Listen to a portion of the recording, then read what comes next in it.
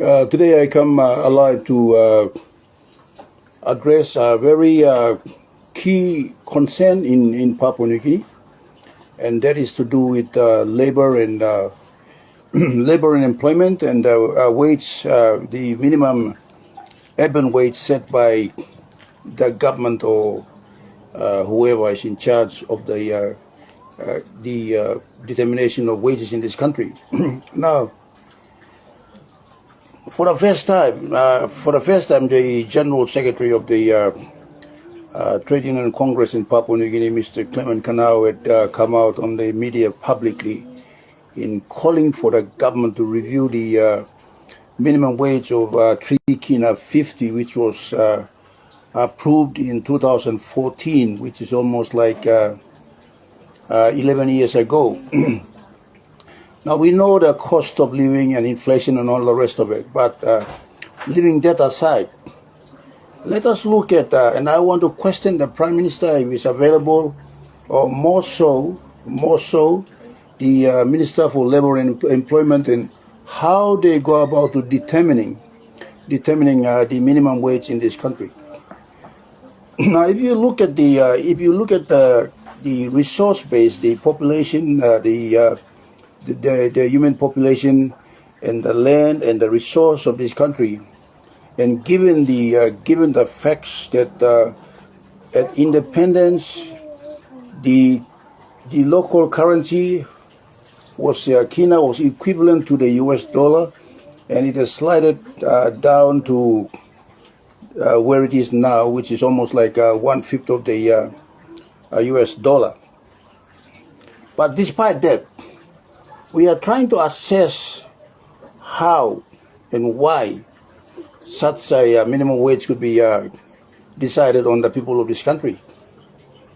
If you look around the world, last month, the $24 for an hour.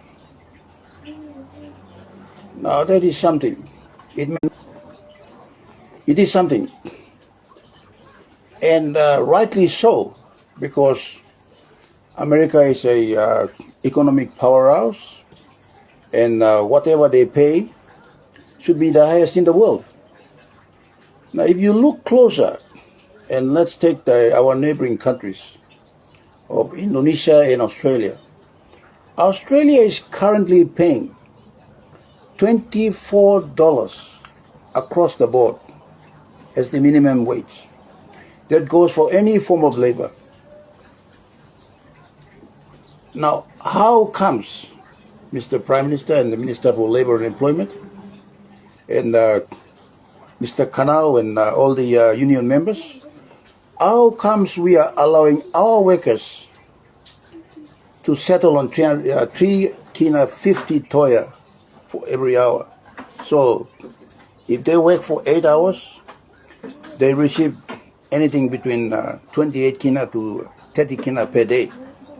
And if they work 40 hours, you can see the amount of money they receive. It is nothing more, not even more than 400 kina. But you look at the cost of accommodation, you look at cost of incidentals and all the rest of it, the current cost of living, and you tell us, how in the world do you arrive at how in the world do you arrive at 3 kina 50 for an hour? It is slavery. It is modern day slavery. Any minimum wage should be uniform right across the world. If you are paying $24 in Australia, you pay $24 in PNG because we are all providing the same labor for the same service and for the same products. Let me give you an example. In 2009, I attended a meeting in Kiunga or Tabubil Manning Township on these workers' complaint against unfair wages. And they had hired lawyer Peter Donigi to address the issue. And we asked about how much they were paying a tractor driver in the Octadium mine, and they told us that they were paying them an average of 26,000 kina, which was 1,000 kina per fortnight. But for the very same work done in one of the copper mines in Australia, and mind you, the copper mine at that point in time was operated by BHP Billiton. And BHP Billiton have got a copper mine in Australia as well that they operate. And in Australia, they were paying $100,000 for the same work done by a tractor driver in Australia. So if you bring a tractor driver from Octady and put him in one of the mines in Australia, you'd be paying him $100,000 in Australia. No ifs and buts. Now, why, Mr. Prime Minister, why are we paying Papua New Guineans slave wages? What can a worker with 3 kina 50 per hour afford in the city of Port Moresby or Lake? And what is the justification for that? I don't need to read the Universal Human Rights Declaration, which was announced back in Paris in 1948, which is almost 70 years ago. Now that's a long time. It's almost 70, 80 years ago. When the United Nations General Assembly adopted the Universal Human Rights Declaration of 30 articles. And Article 23 is very specific about the right to employment, the right to choice of employment. There should be no discrimination, fair wages, good leave conditions. And one of the critical aspects of the Universal Human Rights Declaration was social conditions, meaning fair working hours and good housing conditions. Now, if you look at that, if you go back to the Universal Human Rights Declaration of 1948, which still stands as a resolution passed by the United Nations General Assembly, where the Prime Minister goes there and makes a flowery speech about how great he is and how great the country is, you are not looking at the people that matter most, the workers of this country. If you do not know how to treat the workers of this country right, you cannot call yourself a trustworthy person, because you are living on exploitation of human labor. And this is where this country's biggest problem is. Everybody is insensitive to the circumstances around them. We are placing our workers in a very hostile situation to raise their children and the future of this country. And that is totally unfair. Now, Mr. Prime Minister and your Labour Minister and if your government are watching me, let me tell you this. If you do not know what to do, my numbers are open, 7589538971948484. It is time to review the minimum wages.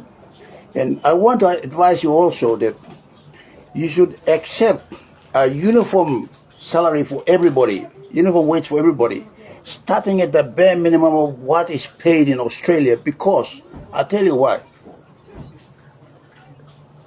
We are importing rice from Australia. We are importing wheat from Australia. And these are products that are packaged by workers in Australia. And they are sold to us here at cost. Everything is factored. From the people who farm the rice, to the people who process the rice, to the people who export, airlift and bring it here and package it in PNG and give it to us. So if we are buying commodities based on their labor, and we are exporting our commodities to Australia using our labor, there should be no differentiation in the wages. If Australia has a minimum wage of $24, the Papua New Guinean workers should have the same amount of money. If one Australian dollar is equivalent to two kina PNG, so be it. If Australian dollar is 40 cents to the kina, so be it. So if you are paying an Australian worker the minimum wage of $24, now that tells you that the PNG worker will receive 48 kina every hour. There's no ifs and buts about it. You cannot discriminate us because of skin color. Right now, let me tell you, Mr. Prime Minister, you are conditioned, and I don't blame you. I don't blame you or anybody for that. You are conditioned to think and behave like our forefathers in the past, the plantation days. Yes, master. Yes, master. Yes, master. Yes, master. That yes, master beat must stop now. We are living in a modern age where we have done away with slavery. The days of slavery, the days of abuse of human labor, the days when the capitalists and the industrialists were powerful and that did not allow for trade unionism and did not protect workers' rights is all over. We are now more liberated, and workers have a right to demand just pay for the work done. And they got to have just conditions. Public servants in this country, teachers, nurses, have no fair wage and have no social conditions like housing. And you continue to boast about your achievements in this country. What a shame. You better you got to do a reality check on how you're performing in your government. And it's not only you. And you're not a newcomer. You've been sitting in the parliament for 20 years. And that is why they made you prime minister. Now, if you can't think, then hire people who can think for you. And you better pay attention and listen to what they say. Because that is the reality. Otherwise, this is an exploitation of labor, and that is not allowable in this day and age.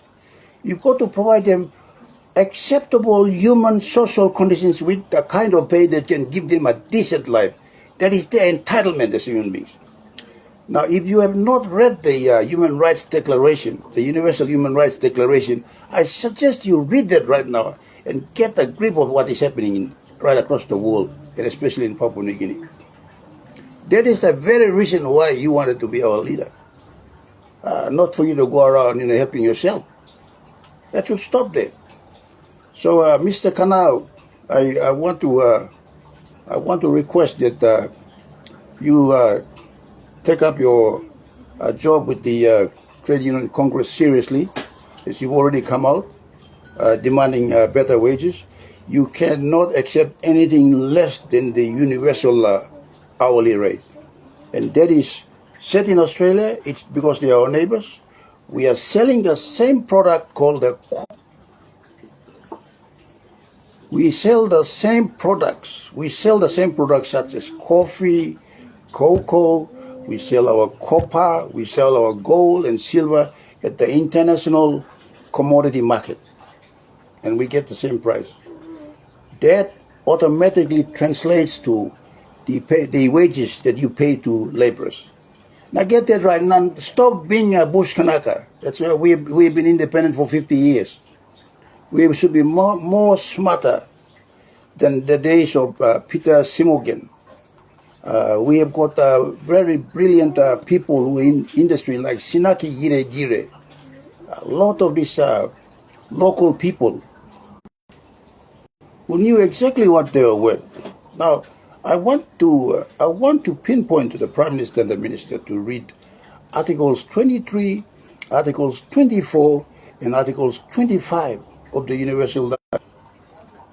I want the Prime Minister and the Minister for Labour to be mindful about Articles 23, Articles 24, and Articles 25 of the Universal Human Rights Declaration, which the government has abused for the last 50 years. You've taken us back to the primitive Stone Age, and you've used us the slave system to exist in Papua New Guinea because you are listening to a lot of white supremacists and Chinese corn businessmen who keep telling you that if you raise the cost of labor, you're going to chase foreign investors. This is bullshit. They've exploited us. They have made millions in this country at the cost of Papua New Guineans. Now you got to be smart. You got to think for yourself. You got to think outside the box and stop thinking like this, like our forefathers in the yes master days to everything they said like gospel truth, and take action on these minimum wages. And you got to set it at the universal and an international standard. If Australia is paying $24 minimum wage for every hour, that is the wage that we are going to adopt in PNG. If you can't operate at that level, you got to shut down business. The economy will find its way. People are going to find jobs that are more rewarding, and they will create jobs for themselves. Right now,